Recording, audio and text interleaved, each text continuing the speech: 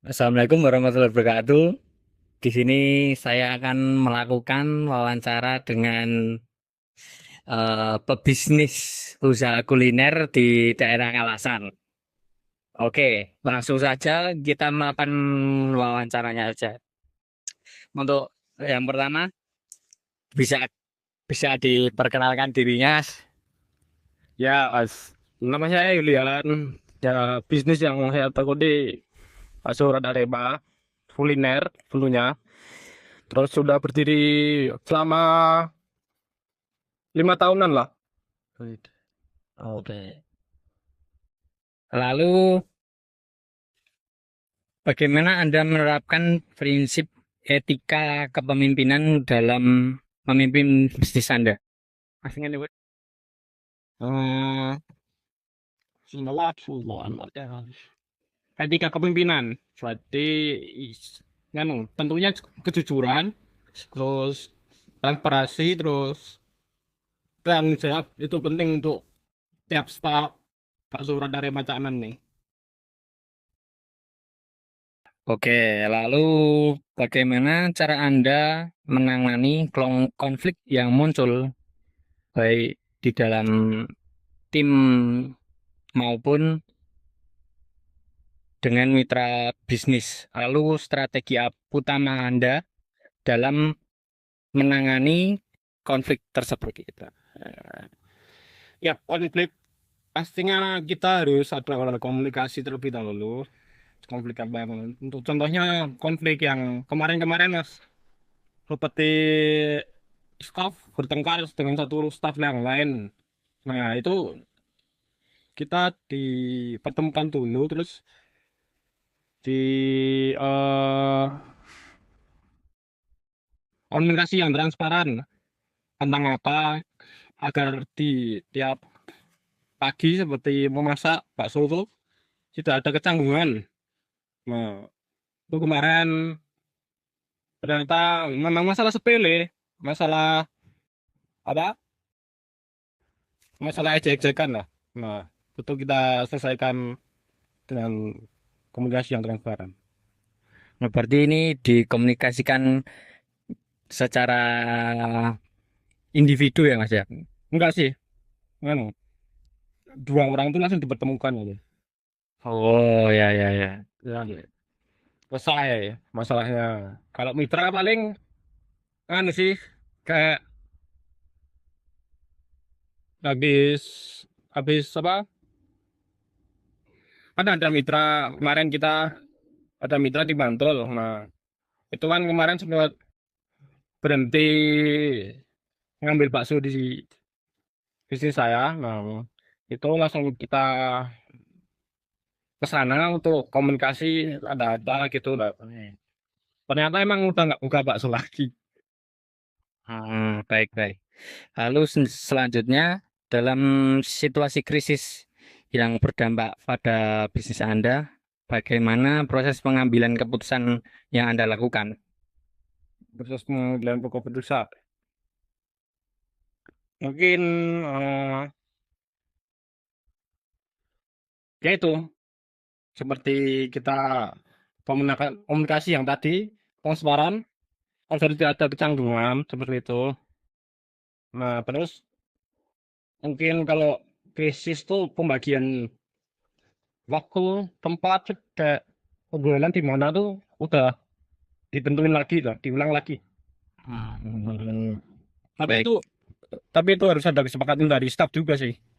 Biar transparan. baik. Oke, selanjutnya, bagaimana Anda memastikan koordinasi yang efektif dalam bisnis untuk mencapai tujuan bisnis Anda?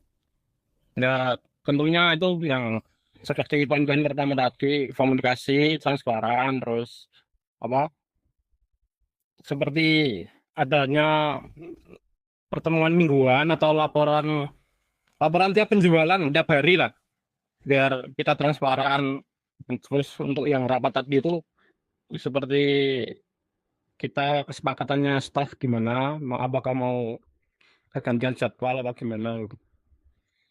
Oke, terus apa bentuk laporan pertanggungjawaban yang Anda gunakan untuk memantau dan melaporkan kinerja bisnis Anda secara berkala. Ya itu, laporan tiap hari seperti penjualan berapa, terus pembelian barang-barang yang perlu seperti plastik, apa gula gitu tiap store itu gimana?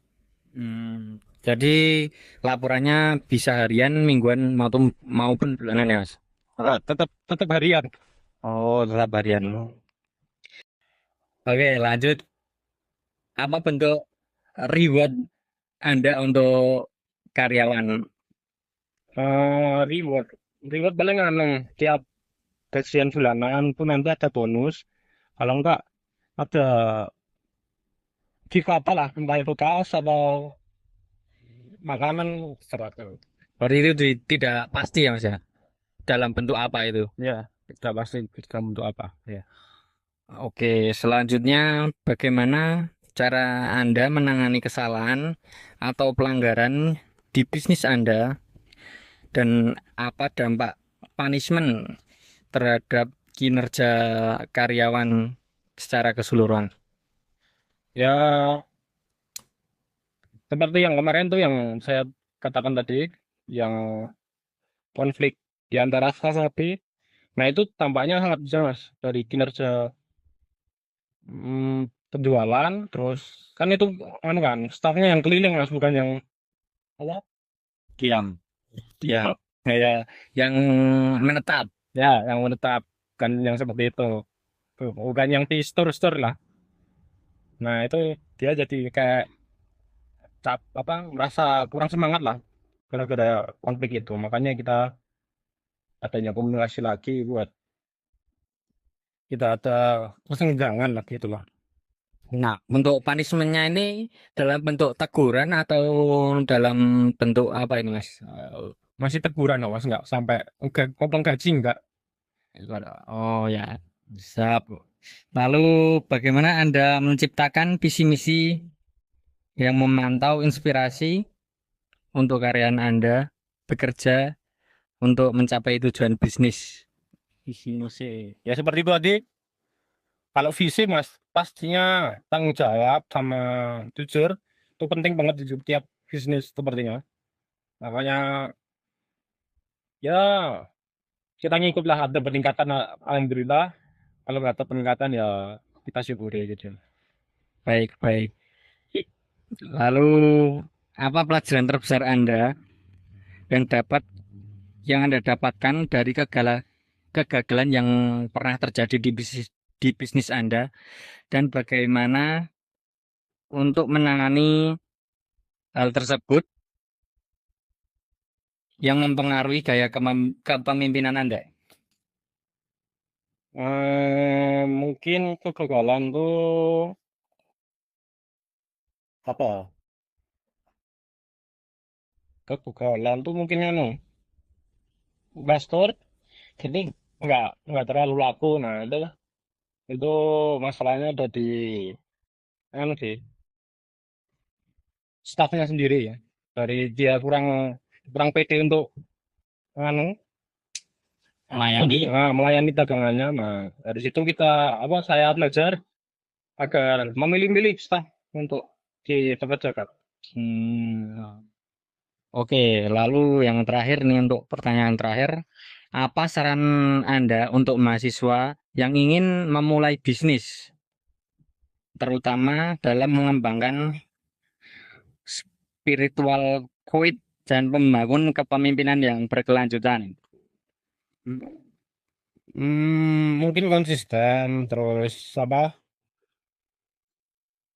jangan terlalu harus anu lah belajar inovasi lah buat Berani mengambil resiko? itu buat kedepannya kelanjutan bisnis itu penting itu mungkin itu sih. Oh, baik Mas. Terima kasih atas waktu dan wawasan yang telah diberikan.